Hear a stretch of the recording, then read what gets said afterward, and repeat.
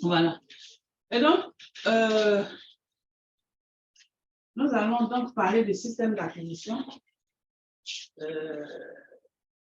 Quels sont les systèmes qui sont mis en œuvre pour pouvoir acquérir les images satellitaires? Mais en réalité, ce n'est pas seulement les images satellitaires, il y a aussi le système drone. Le système de drone, comme l'exemple palpable sous nos yeux ici, pour pouvoir connaître le système d'acquisition d'images, c'est vous voyez l'exemple de drone. Le drone est un vecteur intéressant pour voir comment la chose se passe. Donc, dans ce cours, nous n'allons pas trop parler du drone, mais il y a une activité sur le drone. Pourquoi?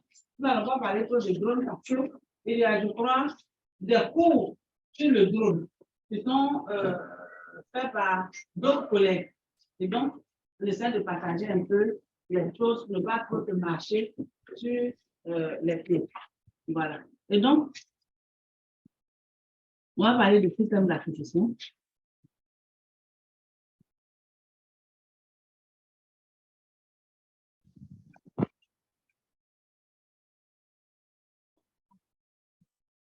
On va parler donc du système d'acquisition. Et comme je viens de vous le dire, s'il vous plaît, il y a des ressources qui sont en ligne. Je ne sais pas si vous avez eu accès à ces ressources. Vous avez eu accès aux ressources? Pas encore. Si, madame. Et donc, le cours donc, va nous présenter les systèmes qui sont utilisés pour pouvoir acquérir une image satellitaire. Et donc, quels sont donc les systèmes-là? On va parler donc de vecteurs, de capteurs, et on va parler donc des images qui sont issues des différents types de, j'allais dire, de vecteurs. Parce que c'est comme, excusez-moi, la source A donne des images qui ont des caractéristiques qui sont liées à la source A. C'est quand on prend une source B ou un type d'acquisition B, les images ont des caractéristiques qui sont liées donc à cette source d'acquisition. Et donc, on ne peut pas parler des vecteurs, des capteurs et des vecteurs sans parler des types d'images qu'on peut acquérir. Et donc, parlant donc de ce type d'image-là, on ne va pas trop mettre l'accent ici sur les images multispectrales. Pourquoi? Parce que dans le cours de base fondamentale, dans le cours de base fondamentale, cet aspect va être développé. Et donc, ici, nous allons mettre l'accent sur ce qu'on appelle les images spectrales. On va parler un peu de des méthodes de traitement de ces images-là. Et ensuite, on va parler donc on va faire une sorte d'introduction à la combinaison multi-sources, multi-images. Donc, ce cours a des objectifs. D'abord, c'est de décrire les vecteurs et les plateformes. Vecteurs et plateformes, c'est à la des images. Ensuite, décrire les capteurs à bord. Parce que ce que vous devez comprendre, c'est qu'on a un vecteur et dans le vecteur, on a un capteur. Et donc, c'est comme la mère et l'enfant. Ouais. Ou bien l'appareil photo et l'objectif. Je ne sais pas si c'est l'objectif, mais c'est qui est dans l'appareil photo qui permet de prendre l'image. Voilà. OK. Ensuite, c'est intéressant de parler des vecteurs, des capteurs, tout ça. Mais, quelle est la technique? Parce que bon, on ne se lève pas comme ça aujourd'hui. On est à Abidjan. Et puis on se lève, on dit, bon, je vais une image. Parce que ce n'est pas, on ne le fait pas n'importe comment. On a lancé le vecteur. Ensuite, avant de lancer le vecteur, on a pris soin de mettre à bord un capteur et on a lancé les deux, mais est-ce qu'on prend l'image n'importe comment? Ce matin, le professeur Amand vous a parlé de quoi? De la diffusion atmosphérique. Un phénomène qui va faire que une partie, l'atmosphère plutôt va bloquer une partie de l'image ou de l'énergie réfléchie par la fibre. Et donc, à côté de cette réflexion, à côté de cette énergie qui est réfléchie, on a parlé d'une énergie qui est comment? Qui est, qui vient encore au niveau du diffuse. On a parlé de cette énergie-là. Et donc, cette énergie diffuse qui va venir à bord du capteur peut créer ce qu'on appelle des bruits, peut cacher l'information. Et donc, si l'information est cachée, il faut que nous puissions faire des traitements. Et donc, pour éviter que l'information soit trop cachée, avant de lancer le satellite, pendant qu'on fait la mise en orbite, il y a des calages qu'il faut faire. Et donc, on va parler donc de modélisation radiométrique et ensuite modélisation géométrique.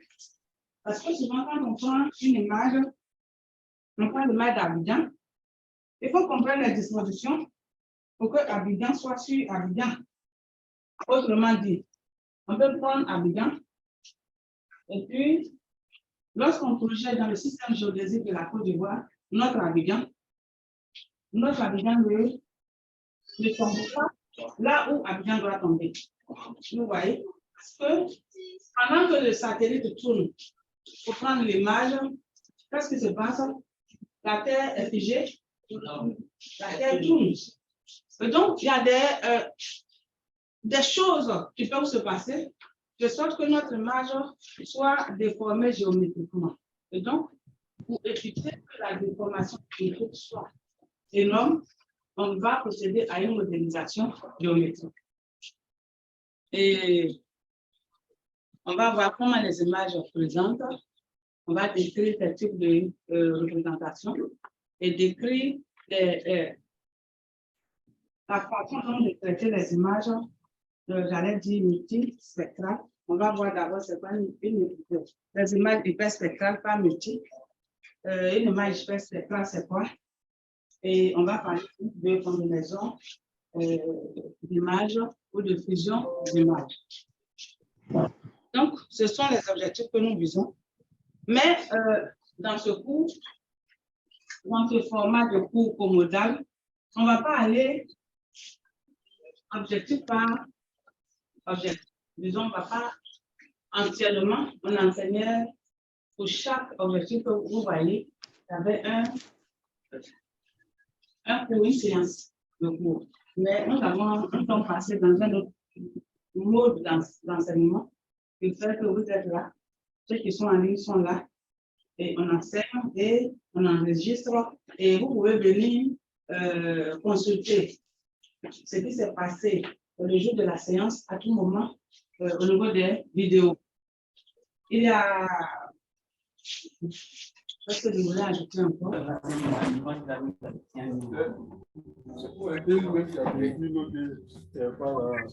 Monsieur, madame, ouvrez vos micros. Vous avez une question? Posez la question. OK. Et donc, je disais que dans ce mode d'enseignement, on a déposé donc ces leçons sur la plateforme. Vous les avez comme ressources. Et donc, on vient ici. Est-ce que vous avez accès à ça? Oui. Voilà, on a déposé les leçons en ligne. Parce que c'est le niveau mode d'enseignement. Et je ne sais pas comment ça se passe. Mais après, en fait, c'est ça que le point peut être combiné en une seule leçon. Mais ici, on vient vous donner l'essentiel. Disons une sorte de synthèse à cette formation. Il est pouvoir forcément dans les ressources en ligne. D'accord? Et donc, si On revient toujours à notre schéma de base. On a une source qui était la cible. La cible, c'est... Qu'est-ce qui va se passer?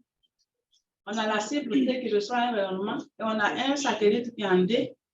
Et donc, la cible, tout ce qui va se passer au niveau de la cible va être transmis au niveau du satellite D.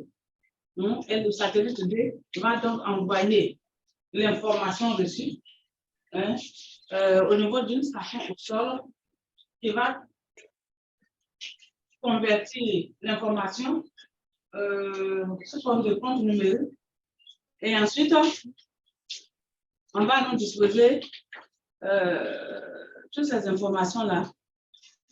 Vous voyez, on va les traiter et autres, ça va donner les cartes, des jolies cartes que bientôt vous allez confectionner vous-même. Donc, on se pose donc la question de savoir comment se fait l'enregistrement de l'énergie par le capteur et quels sont les différents systèmes en œuvre et comment évoluent donc les caractéristiques de ces systèmes. Donc, on va essayer de répondre à ces trois questions. Voilà, on va essayer de répondre à ces trois questions.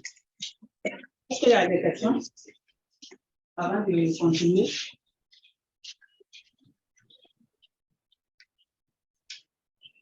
Voilà, et vous serez évalué dans ce cours. Celui qui dort là, réveillez-le, ou bien ne dort pas. Ne dort pas.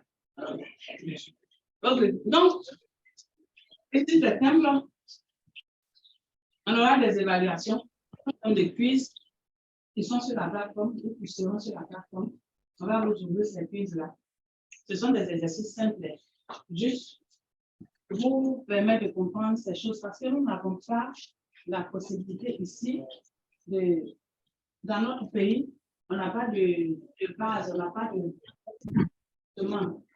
On ne peut pas aller, par exemple, on n'a pas Ariane ici, pour aller au niveau d'Ariane pour comprendre certaines choses. Donc, il y a des petites vidéos qu'on va écouter, on va faire la synthèse de ces choses pour pouvoir mieux comprendre.